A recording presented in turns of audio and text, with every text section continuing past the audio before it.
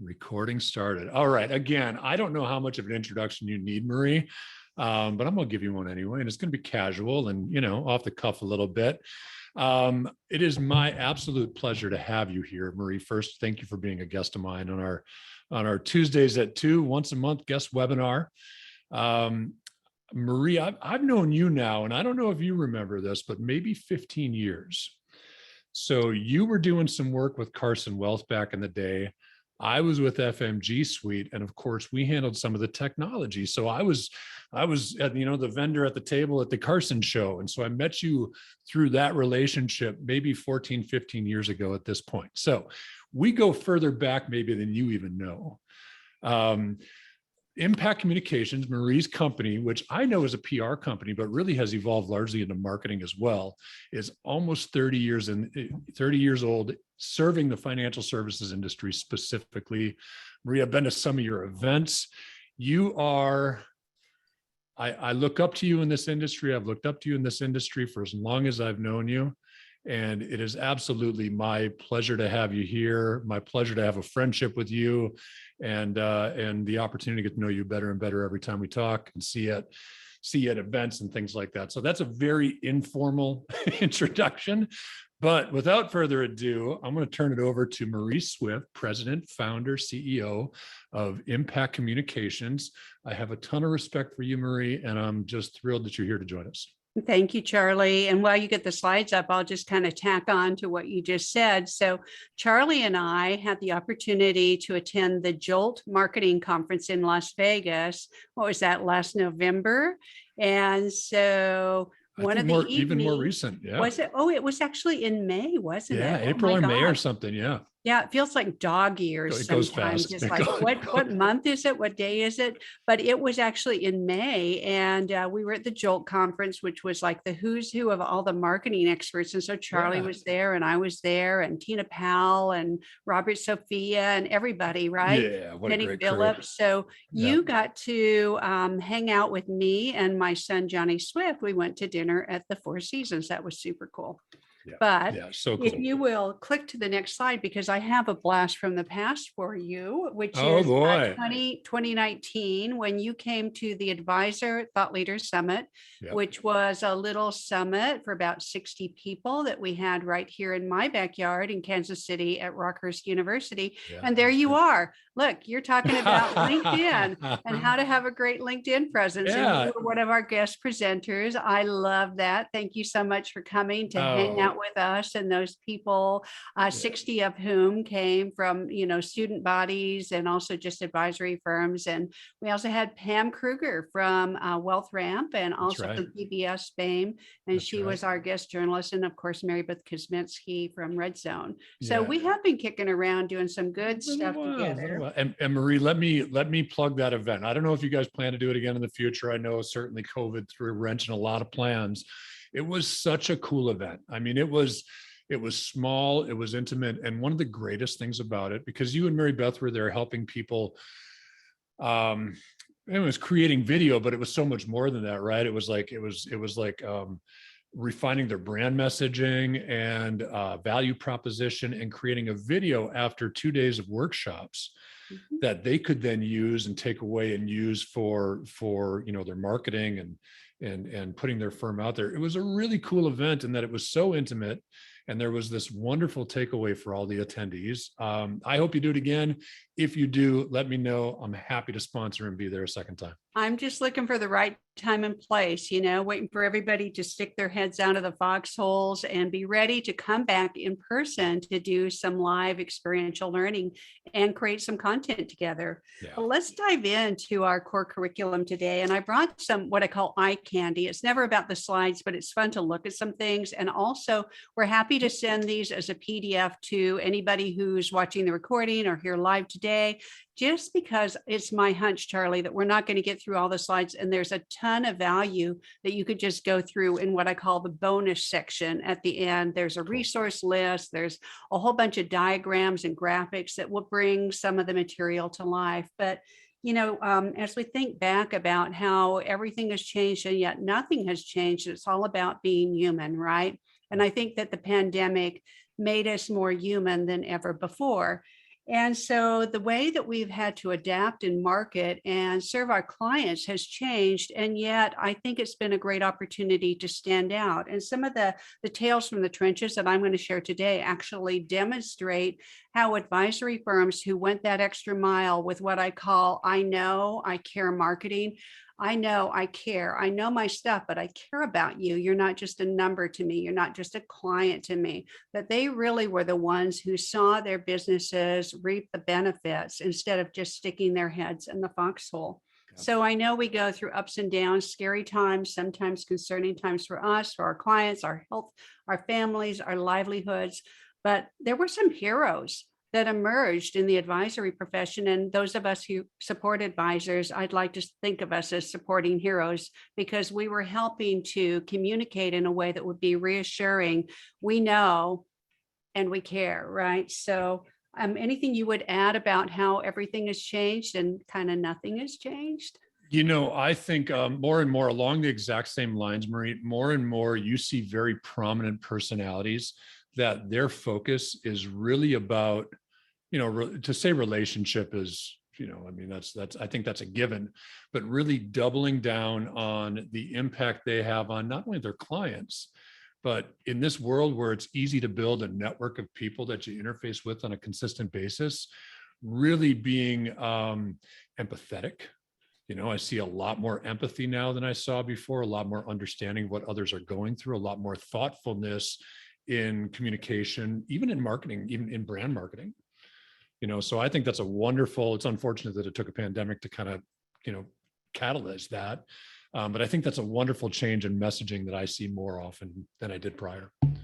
One of the things that I did in the early days of the lockdowns, it was March 2020, and I'd just come back from New York where it looked like everybody on the plane and in the airport got the Stephen King-esque memo, but me, I'm still flying. And, pretty sure I got the original COVID because that was the weirdest thing after I got back from that flight, but I'm still here and I've had Omicron too. But, we survive and we hopefully thrive through these difficult times. That's right. But, I've noticed that advisors who were those heroes, those resilient clients first, got to take care of everybody around us, that they would put their own oxygen mask on first, right?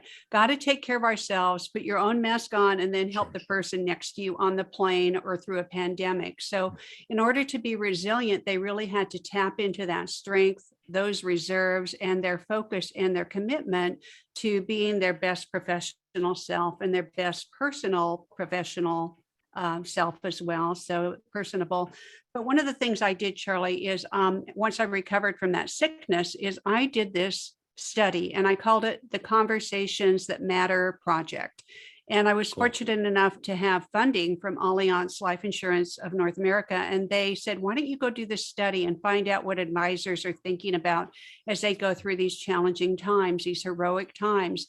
And so I had 342 advisors answer the survey, and Bob Veras helped me get the word out. I'm ever grateful for Bob for his bringing his tribe to weigh in. But I found that a little over half, about 53% of the respondents actually wrote essay questions or responses to my questions, essays, like what it was like. And I think that advisors really wanted to be heard about that challenging time and beyond. You mentioned too about empathy and listening skills. Attack on Project, and by the way, both of these papers are available. They're in the resource list at the back of today's slide deck. But I did a subsequent project that tacked on, and this was talking to 14 communications experts about what it is to be a good communicator. And so I had ex-journalists and I had people who are known for their thought leadership, like Mitch Anthony, tell me what they saw and how we were all better for the challenges that have happened in 2020, 21, and even today. Yeah. So I would invite everybody to take a look at those papers because they're really good stuff. And you can hear from your peers as well as some experts.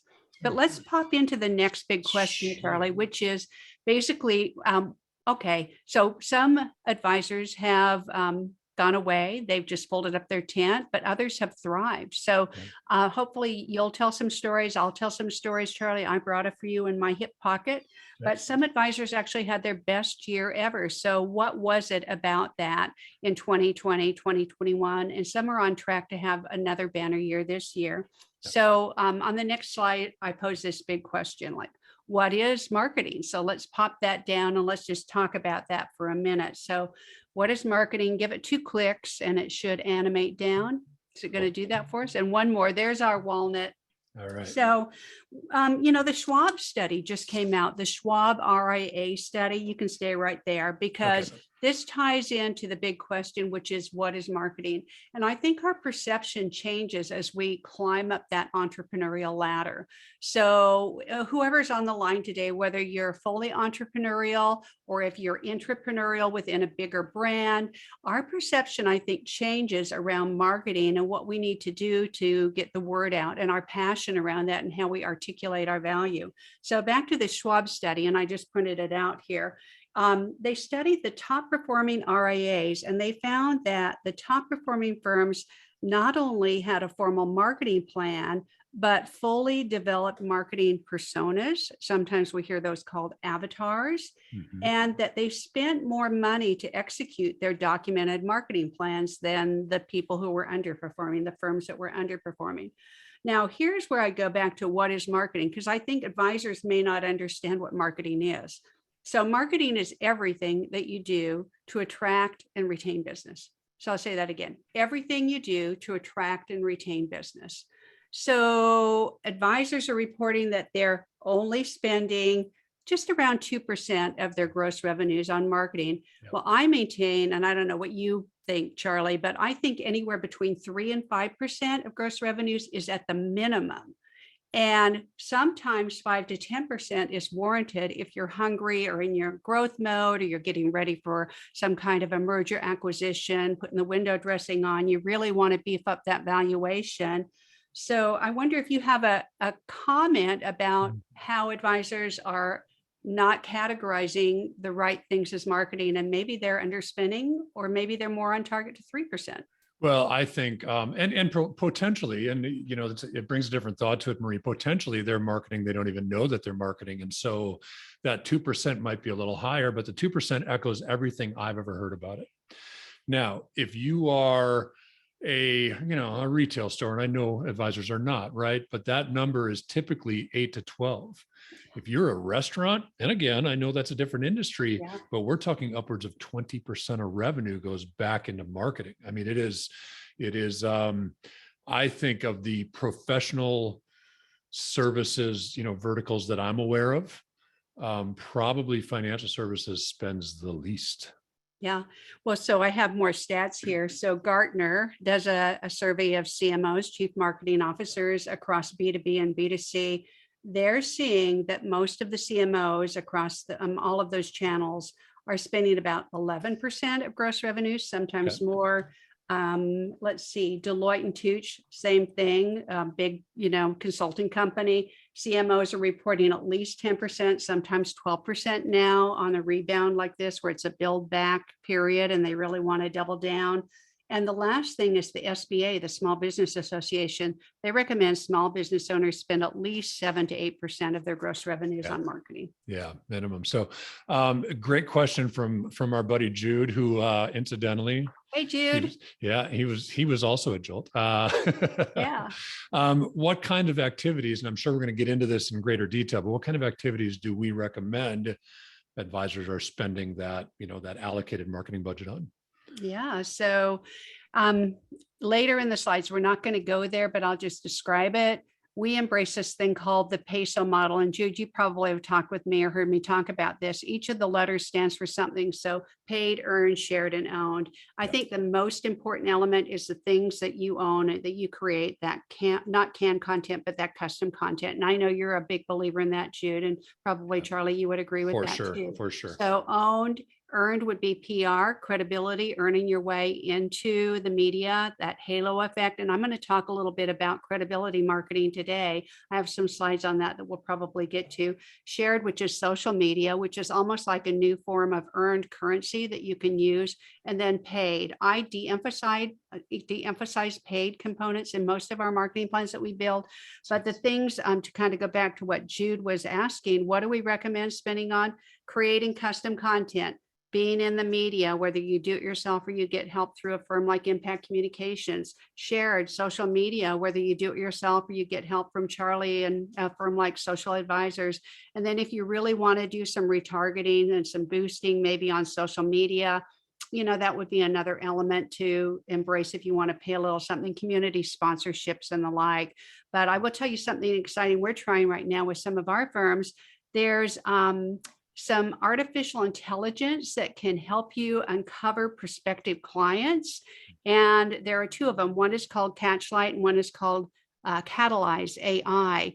And so we're looking to see how we can understand who's got money in motion, who's going through a divorce, who maybe is new to the community and might be in need of new relationships and connectivity, and also who may be inheriting money or have had a lump sum distribution of some sort, maybe a liquidation event like business. So that's how we think about marketing plans and covering all four of those elements. So Charlie, what would you add? A couple of things. First off, Rylan was my guest from Catalyze maybe a month or two ago. Love Rylan. Yep, wonderful guy. We're doing some work there. And one of the things that we're helping Rylan and his team out with that I think is a really important expenditure is a quality CRM. Now, I often, Marie, when I'm talking about CRM, I call it an LMS, a lead management system. And the reason I do that is because as soon as I say CRM, advisors go, I got Redtail or Wealthbox or whatever. I check the box, right? Now, those are good platforms, but they have a purpose. Redtail is a true customer relationship manager. If we had somebody on from Redtail, they would argue with me why it's also a marketing tool. It is not, it's got some marketing functionality, but it is not an inherent marketing automation tool. It is a great customer relationship manager, quarterly fee disclosures, keeping whatever, tracking whatever communication, things along those lines. One of the things we concentrate a lot on, Marie, is lead scoring, right? So social media, advertising to a little bit lesser degree, these are really great strategies for building a large network of those people that fit your persona, your client persona.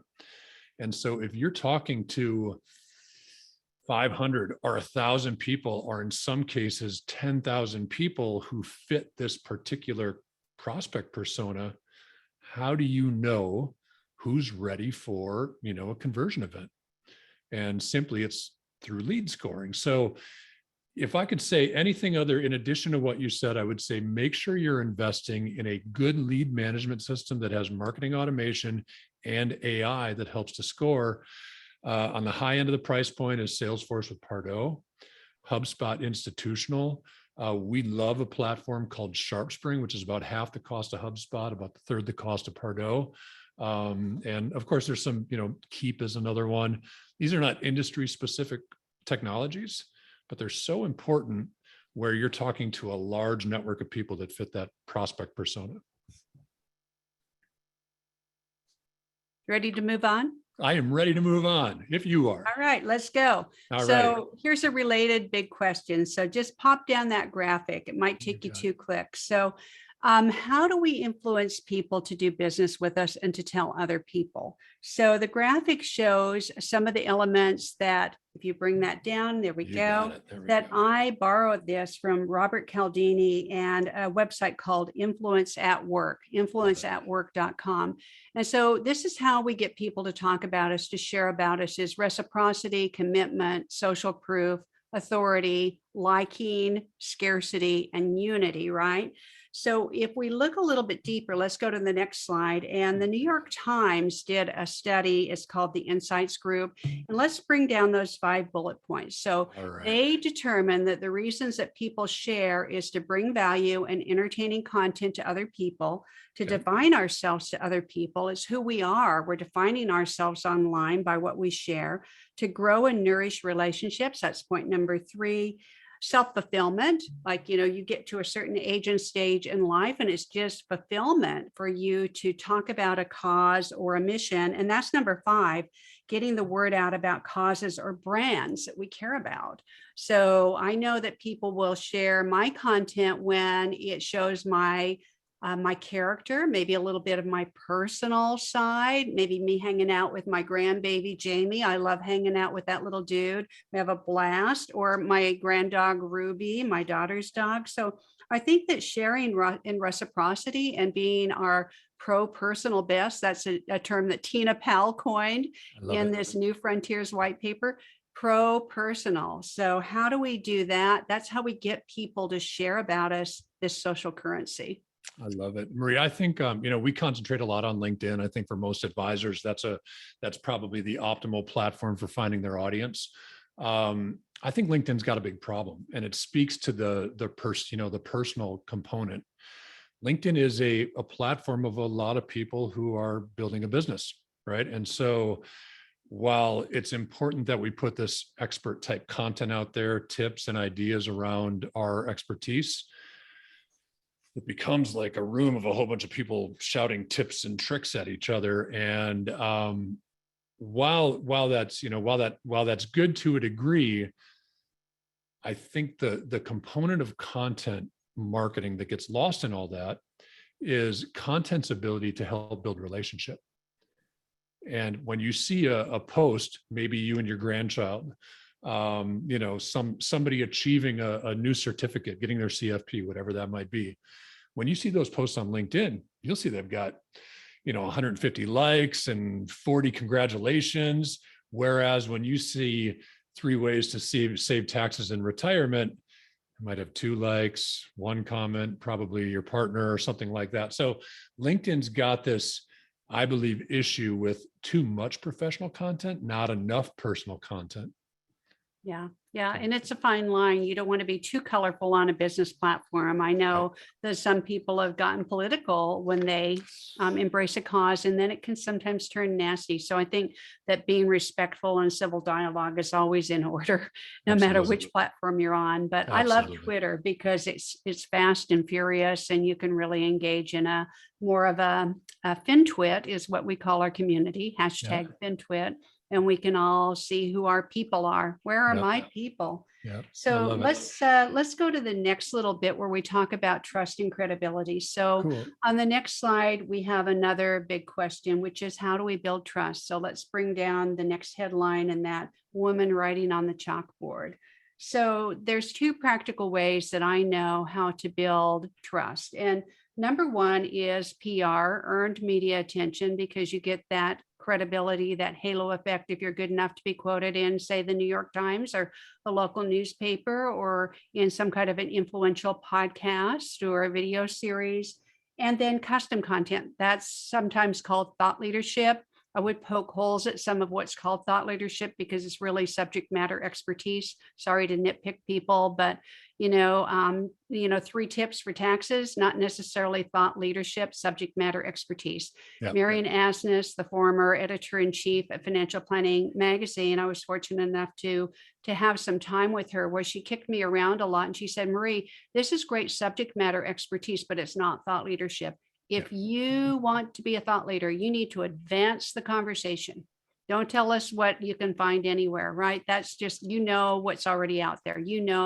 In my business at BPR and marketing, but advance the conversation and really think. That's what thought leadership is. So Charlie, I'll pause and let you get a word in. Yeah, and I'm just answering some questions here while we're talking. I think you're absolutely right, Marie. Regurgitating the last post is certainly not thought leadership. In fact, we've gotten to the point now where I think that our industry, if we go back several years, our industry struggled with social media content for quite a while. And so the regulators and the broker dealer compliance departments, they were really into canned content. Because it was easy, right? And they didn't have to worry about whatever regulatory issues could come up, and reviewing a lot of people's content. Well, I think we've gotten to the point now where 3 or 4 years ago, it was important to have a brand presence, right? It's important that people see your brand on social media. We're beyond that now, right? If you're just sharing canned content, whether it's generic articles pulled from Google or another graph and market commentary from the firm, whatever that is, people see through it now, right? It's almost seen as lazy. Yeah. Like you've checked the box and you're just letting it roll. Like yeah. You're not really present. Somebody told me, and I can't remember who it was. I'll try to come up with it. I think it was someone at Advisor Websites. No, actually it was Angel at Snappy Kraken. They call it set it and neglect it. Right? Instead of set it and forget it, set it and neglect it. And really, I think that canned content has a negative impact on a brand now, where you're probably better off sharing nothing than sharing that stuff. Question for you, Marie, before we jump on. John asked a little bit earlier, but I was waiting for a little break. You mentioned Catalyze. There was one other AI-driven lead service. What was that one? Catch, like a catcher's mitt, catch light, like a light that shines through the dark. Okay, cool. Catch light. Awesome. Wonderful. Yeah, I would also say, look at Intergen Data. They're doing some really interesting work too with AI and machine learning, where you can help your clients understand about their propensity to have a health event sooner rather than later in life. And maybe they ought to be accelerating their spending based on genetic markers. Yeah. Wow. Yeah. Wow. I'd like to know that, huh? How far we've come. How cool is that? Any other questions before we move on? I think we're good. We had one, I'll tell you, we had one fairly general from Bruce. And Bruce, thanks for asking. How can you do that for my practice? And I told Bruce that maybe we take a conversation offline here, Sure. whether that's aimed at you or me, and figure out exactly where Bruce is at, because of course that's going to differ from one firm, one advisor to the next. Yeah. So if anybody wants to talk to me, link in with me, hit me up on LinkedIn, Twitter, website. I'm the most popular Marie Swift on the World Wide Web. I'm very proud of that. And I'm the only Charlie Van Derven on the World Wide Web. So it makes me the most popular too. Okay, so Charlie, we're only supposed to go 30 minutes, and I have so much more I want to say. Do you want to go long, or you want me to wrap it up? Marie, we have an hour blocked. So we're, the 30 minutes was we're good at 30. That's cool. But if we've got more to share, let's keep going. I thought this might be the case, because once you and I get rolling, and I know, right? Thank you everybody for popping in. I'd much rather hear from you than talk to myself, going through slides. I'm so glad that you're here, Charlie. Sometimes it's such a lonely experience, like talking to the computer and your slides. Marie, so we've been doing joint webinars now for, I don't know, maybe a year and a half, couple of years. It brings some extra value to the people who follow our brand. Doesn't hurt that it gets me introduced to some of the people that follow your brand, right? I think in February, I did my first solo webinar in quite a while, and I vowed to never do it again. It was tough. You're just kind of talking through slides. And anyway, I appreciate this so much more. Kind of a hybrid podcast webinar, kind of, I don't know. So let's talk about the power of PR in your marketing plan, because we talked about the PESO model, paid, earned, shared, known. So PR is earned attention. You're not paying for it. You're earning your way in because you're just that good. So on the next slide, I get to brag a little bit, because what kind of a PR firm would I be? Let's bring down all the rest of the graphics. If I didn't have media attention and thought leadership published in just maybe one more click, and I think we'll have everything up on the screen. Cool. There you go. Awards and bragging rights, right? So this feeds the search engine spiders when you've got credibility like this, whether it's content that you're creating, true thought leadership. And I like to interview other thought leaders like Carl Richards and Joe Lucas and Dr. Daniel Crosby. And so that's how I'm kind of seen as I'm known by the company I keep, because look who I'm hanging out with, those guys and Yeah, Charlie. right. And, then I get my own little thought leadership award from Think Advisor. I mean, that was cool. I kind of Yeah. felt like, oh, lifetime achievement. I mean, I'm not retiring anytime soon. I'm planning to work for a long time, but, I'll take it. Right. And so all Yeah. of these things impress people, but they also get cataloged by the search engine spiders who love that cross linking. I call it spider web marketing, right? Website at the hub, in and out, cross linking. You catch a lot of eyeballs that way. I love that. And the popularity of some of the brands that are up here, whether it's public opinion or it's Google's opinion of where you should rank on that first or second page, the popularity of Wall Street Journal or Think Advisor or some of the other brands that are here certainly push you to the top of that, when someone's searching your name or PR in the industry or whatever it might be. That's awesome. Yeah. Let's go to the next slide, because I want to talk about this thing called production. So it used to be you would have production, and some people might still have production in the form of sales, right? There were producers. I started learning the business under a hard charging top producer group where there were 20 alpha dogs and alpha gals producing the business, selling those insurance policies and those buy sell agreements and making the big bucks. And that was 30 or more years ago before I started my firm. But I'm grateful for that because I understand what it means to be a producer. I'm a producer. I produce business for my firm. I'm the primary rainmaker, trying to train others in my firm to be rainmakers. But, it's an acquired skill. It takes some tread on the tires sometimes. But now I want to talk about this idea of everybody being a producer, meaning like producing content. So I started doing my blog, the Best Practices blog, slightly before the pandemic hit in March 2020. But now I found that it's a great platform that people want to hang out with me on my podcast, my video series. You saw some of my other guests. And now I'm producing other shows for other entities. For instance, NAPFA, the National Association of Personal Financial Advisors, asked me to host their Mindset Mastery show. And it's a blast, Cool. But it's their brand and I'm the host. So producing content sometimes can feel like a full-time job, but there's ways to get it done. And I bet you know some of them, right, Charlie? How do you get your content done? Well, I'll tell you, we produce most of our content is in-house, but we take it from a number of sources, right? So we launched RAA Collective podcast, which I think we've only got 3 episodes up right now, but we got 9 or 10 recorded. And that's all about, Marie, in this industry 20 plus years, one of the trends that is not slowing down is this migration from, your wirehouse kind of employee captive model advisor to independence, whether that be an independent broker dealer, RIA. So RIA Collective is all about interviewing leadership in RIAs. And some people do that successfully. Some do not. Some don't complete it at all. And the question we're trying to answer is, why is that move easier for some than others? And preparing those people that are in a captive environment, want to go independent, giving them knowledge of what they should be doing 6, 12, 18 months out from that move. We take a lot of content out of that. Of course, this becomes content creation for a show like this will be content creation for social and email for a little while. And, all gets loaded up to YouTube, and that helps, of course, our SEO ranking. We got a really great brand person, helping develop my brand and helping develop Social Advisors brand and our clients' brands. So a lot of it we're producing in-house. But of course, I think I could thank you for an article in Think Advisor a couple of years ago.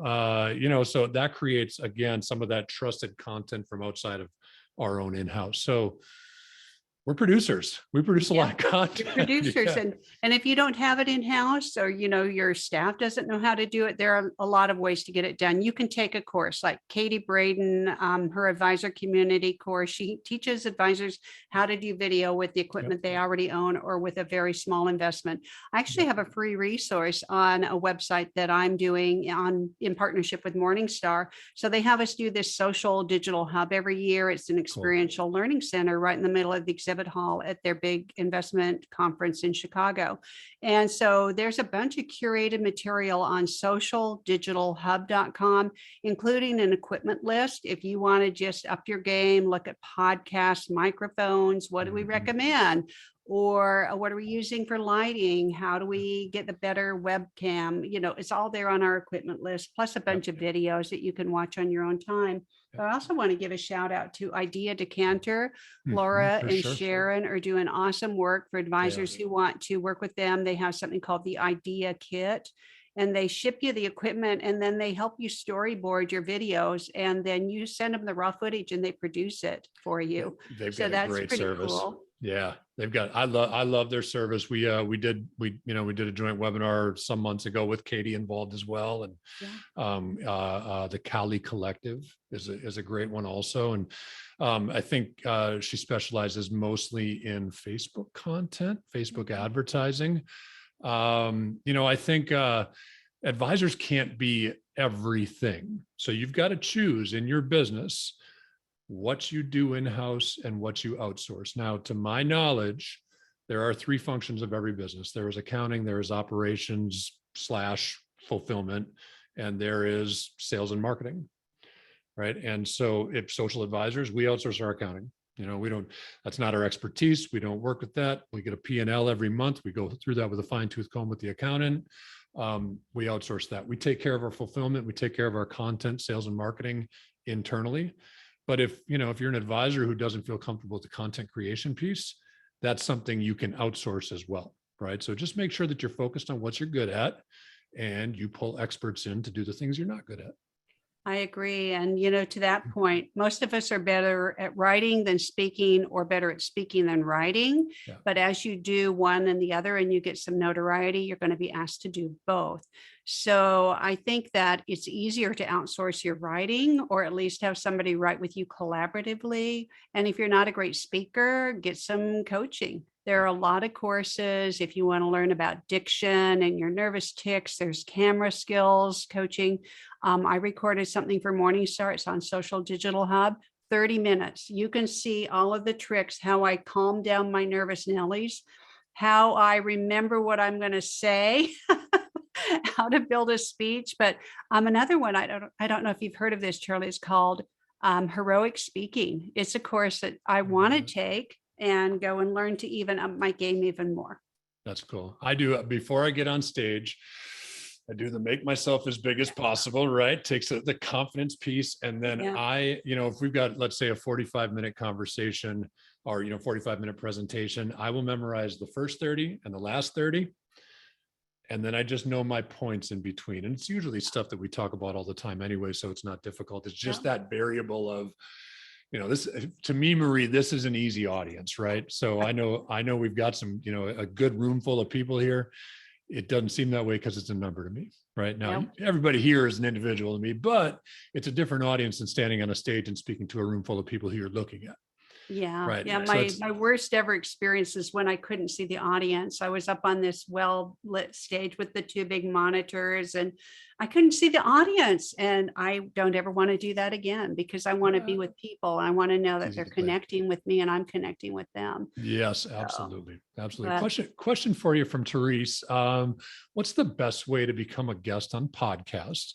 And is there a list of the best podcasts for financial advisors? I know there is somewhere, but there is something. I think it was wealthmanagement.com put out the list of the best 15 podcasts. And guess what? My podcast is on it, my little Swift chats. You're everywhere.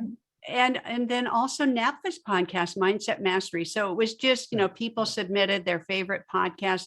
Now, those two are either hybrid, like NAPFA's is good for consumers or advisors. Mine is almost all for advisors. But to get booked on podcasts, I would just Google around for your subject and put in the word podcast and see who pops up. There are podcast directories. I'm trying to remember who called me the other day, but he's a podcast show booker. And so now we're starting to see, just like radio show bookers and television show bookers, there are people who do podcast booking if you want to be a guest. So if we come across that information, Charlie, maybe we can just put it on a LinkedIn thread. I sure could. So Robert just responded. Oh, Rob Trube. Hey, what's up? Your name came up as Robert Simple. I don't know what that is, Rob. Good to see you. Rob said podmatch.com. Beautiful. So yeah, Therese, take a look at New one. podmatch.com. And then yeah, if you do a search, like even in Spotify or Apple or any one of the distributors of podcasts, you're going to come up with a bunch of names. And then it's just a matter of doing a little reverse engineering and finding out who the host is or who the booking agent is on it. Yeah. You know what? Another good reason to have your own show is because people will call me up, like Bill Cates. He says, "Hey, Marie, I see you have a show. Let's do a content swap. I'll have you on my show if you'll have me on your show." Love that. Which, done deal. Love Sure, that. Bill. Yeah, I'm waiting for the invite, Marie. Maybe, webinar. Oh, We'll see. Charlie, how could I have forgotten you? I'll definitely work you into this year. Man, we are just producing content. Like I have 2 full-time audio video producers now on staff with me.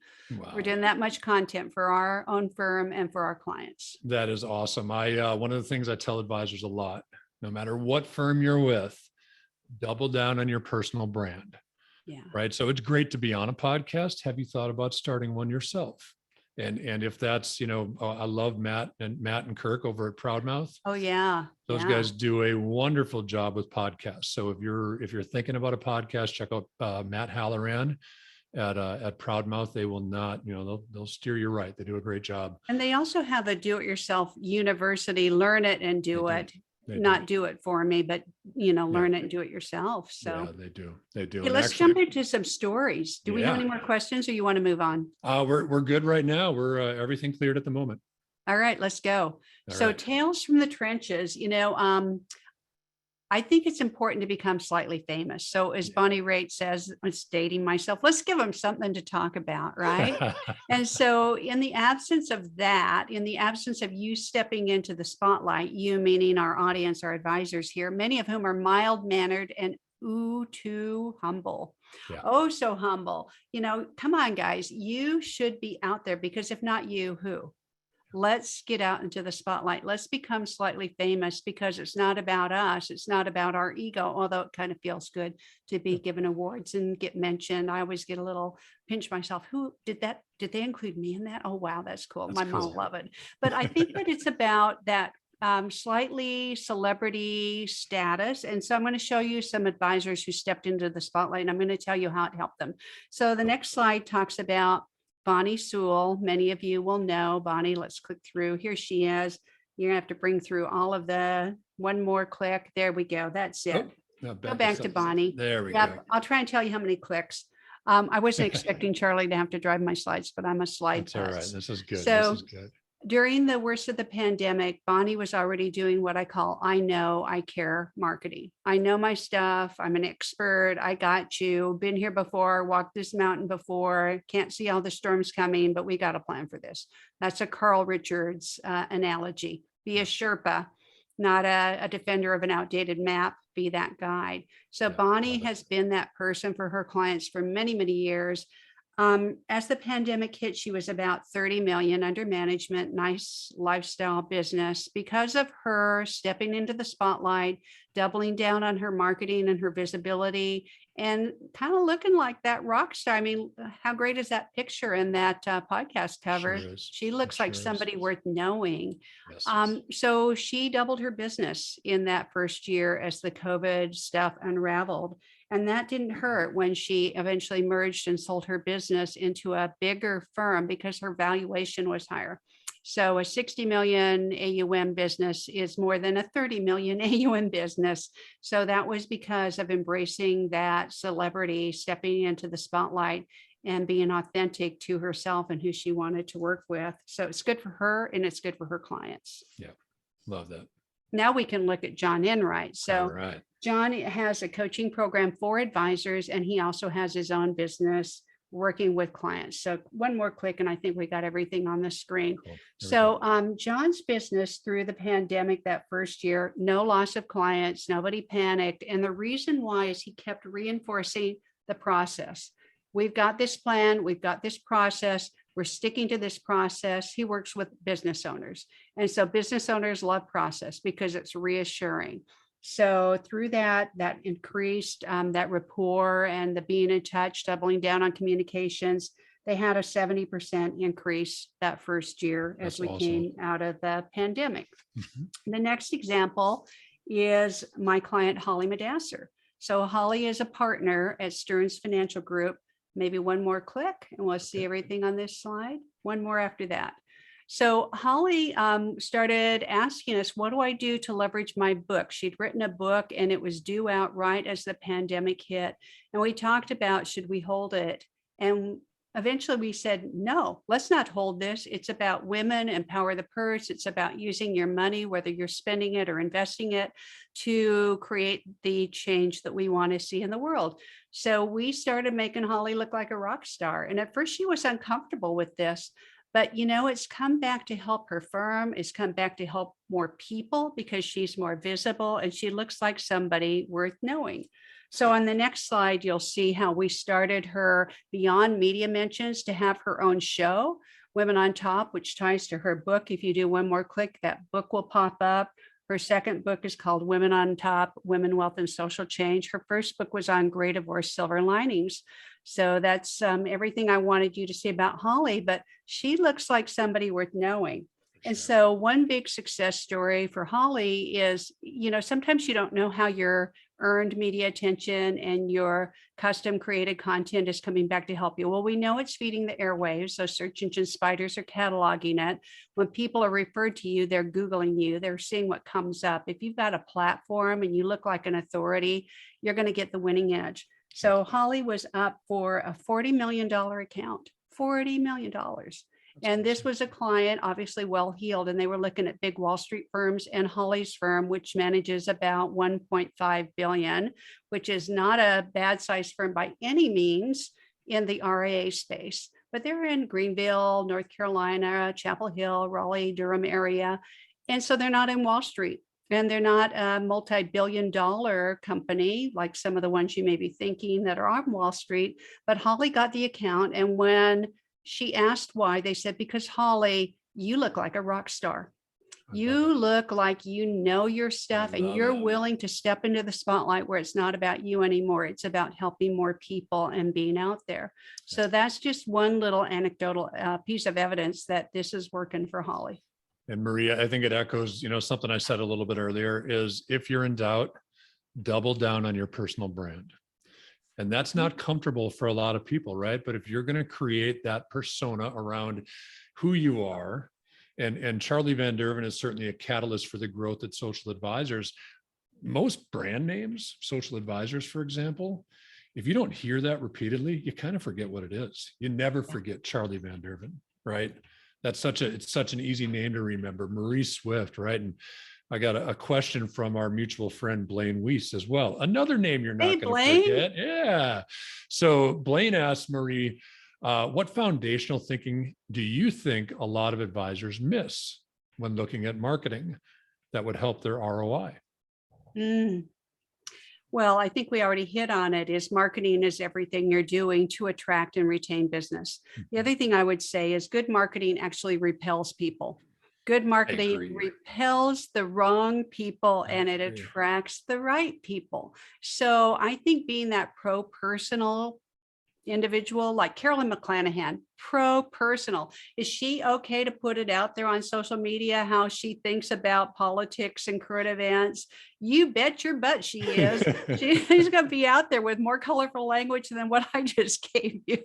But is that on brand for me? No, I'm going to always be a little bit guarded because I don't want to be quoted as saying anything like a cuss word, but might be we laughed our arses off, I put when we watched the Thor movie. So I'm going to be a little bit more careful about my brand identity. But some people, look at Josh Brown dropping the F-bomb all over on social media. Do people like him? Yeah, they sure do. Yeah. And I filter it a little bit. I don't color. Being a little bit colorful is probably okay. Yeah, the ability, I don't know to stand out. What Blaine thinks. I wish we could hear from Blaine because he's a great authority in this space as well. Well, I can tell you, Blaine doesn't cuss a whole lot. I've golfed with him a few times and he hits mostly really good shots, but sometimes he hits really bad shots and he doesn't even cuss at those, Marie. So, Yeah, I yeah, can see that blame would be reserved. yeah, I think, He's measured. yeah, blame my 2 cents worth, right? Is first off, marketing takes time. I agree, Marie, with what you said. Marketing should be repelling, right? If there's 98% of the audience that you don't want to talk to, your marketing will weed those people out, right? Yeah. Marketing also takes time. So I will tell you that most Blaine advisors that I know have tried everything under the sun, and a lot of them think nothing works, right? Whether you're running seminars with White Glove, or you're doing some LinkedIn marketing with social advisors, or PR through Impact Communications, 6 months is not enough time. I'm sorry, right? And that might be difficult for a lot of people to make that retainer investment to work with a good company. But really, honestly, you've got to give it time to work. You can't splash a brand out there for 6 months and then take it away.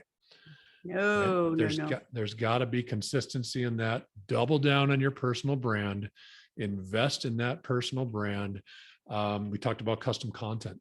I think there's a lot of advisors out there who go, how am I going to do this? How am I going to manage it? Well, if you share the next market commentary with graphs that, first off, you can get that information anywhere and no one's interested in your technical graph, and you're not really speaking about yourself, I think that's a problem. So custom content, I think, is really important as well.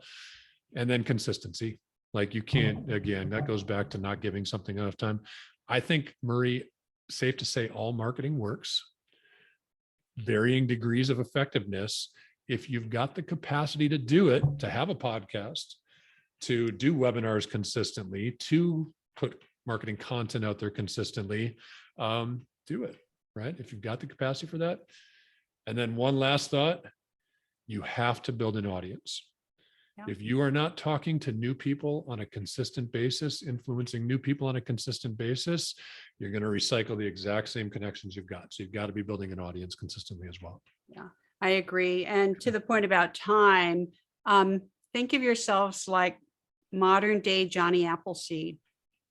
Sprinkle those seeds everywhere and go back and check on them, water them. It takes time for things to mature, for things to take root, but that's how the fruit happens, right? Those apples take time to, the tree has to grow. And so modern day Johnny Appleseed. And when everybody else is shrinking, just like Warren Buffett says, when people are fearful, that's when you invest, right? And you invest in your marketing when people are shrinking back, when your competitors are like, out of an abundance of caution, we're going to cut our marketing budget. No, you should not. You should actually double down on your marketing budget right now. Yeah. And I look at, everything cycles, right? So we go back to housing crisis, 2008, 2009. A lot of people on this webinar were there at the time. You and I were both there at the time. We watched all this happen, and it decimated a lot of advisors. Yeah.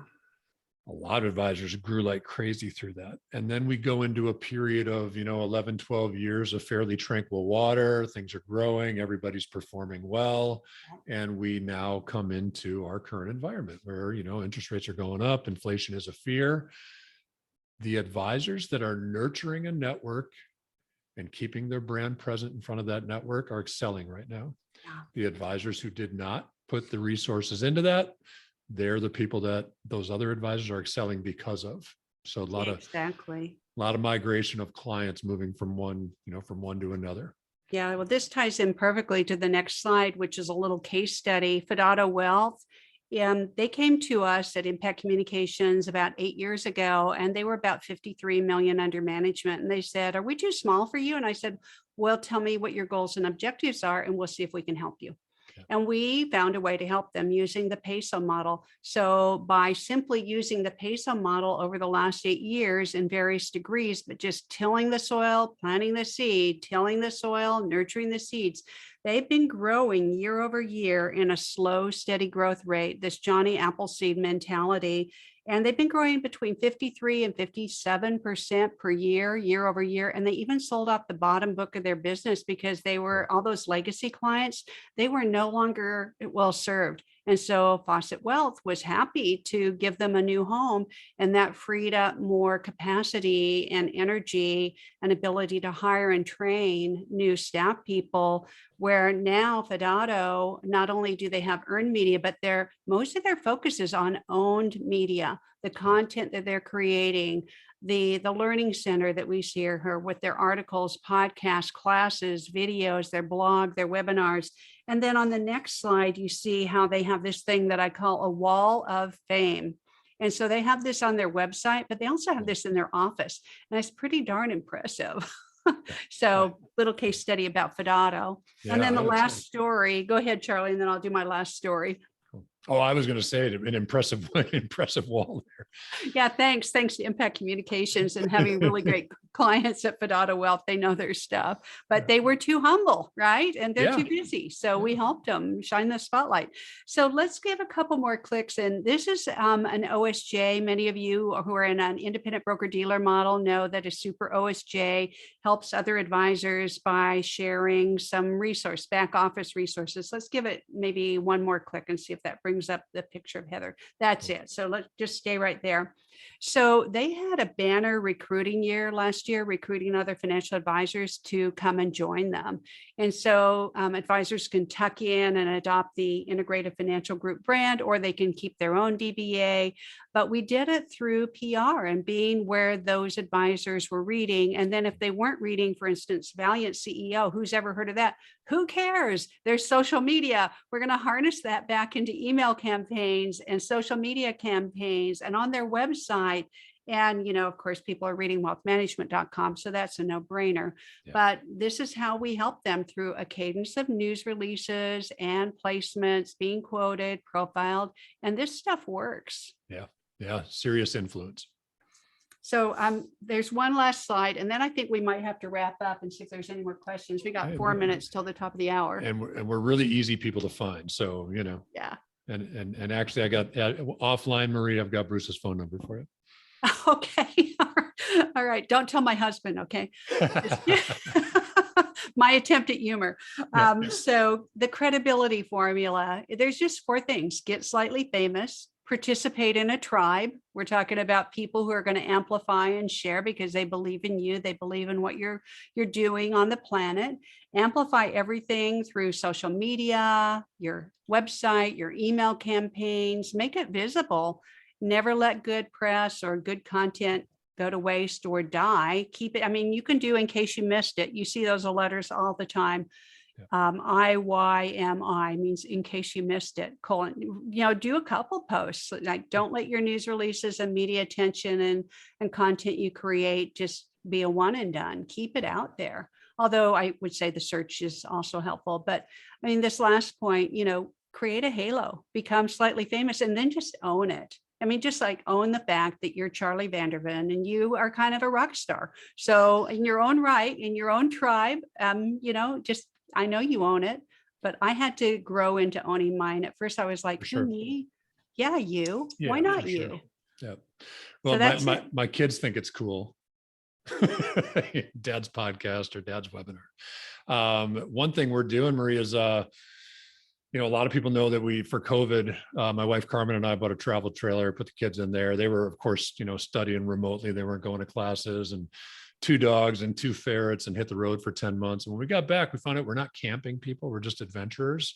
The thought of packing up a 32-foot trailer and backing it in for 2 days at a campsite didn't really work for me. So we actually just invested in the next camper. So it looks like we're going to be doing some more adventuring. So that becomes part of that halo and that brand, right? It's about creating relatability too.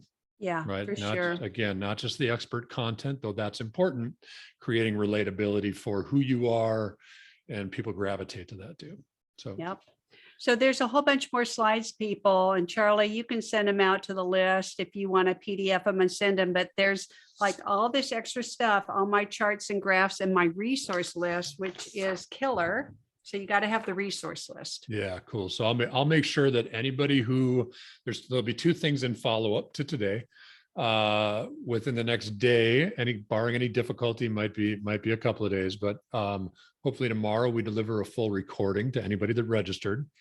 And then with that, I think what I'll do is I'll end up sending the slides in a separate email, because the recording is going to come out of our, email builder, and I'm not even sure if I can attach to that, to that mass send. So I'll set it up in our Gmail and make sure that everybody gets a slide deck.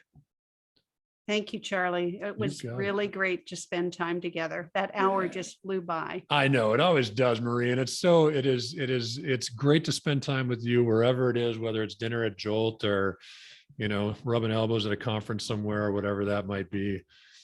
Maybe barbecue in Kansas City one day soon. Come on by. Hey, With did that- you know got that Kansas camper. City has been voted the #1 place to live and work as a digital nomad, even Well, over Vienna. Yeah. Wow. I listen, I love Kansas City, center of the country, such an easy place to get to. We'll make a date on that. We'll figure out that time. Yeah. Sounds So, good. Marie, thank you for sharing your wisdom, your knowledge, your experience. And we had a great turnout. Everybody who had questions, we appreciate you, interjecting there, because that certainly helps us move along. Makes it feel like we're not speaking to a tunnel here. And Marie and I are really easy people to find. So if you have any follow-up questions, for me, LinkedIn is probably the best place. Marie, where's the best place to find you? Everywhere. Well, not so much Facebook, but Yeah. my website, my blog, Twitter and LinkedIn are the primary places where I am. I kind of gave up on Facebook. Yeah. My wife tags me in photos. That's about my presence on Facebook too. All right. Well, tell hello to the crew at Impact Communications.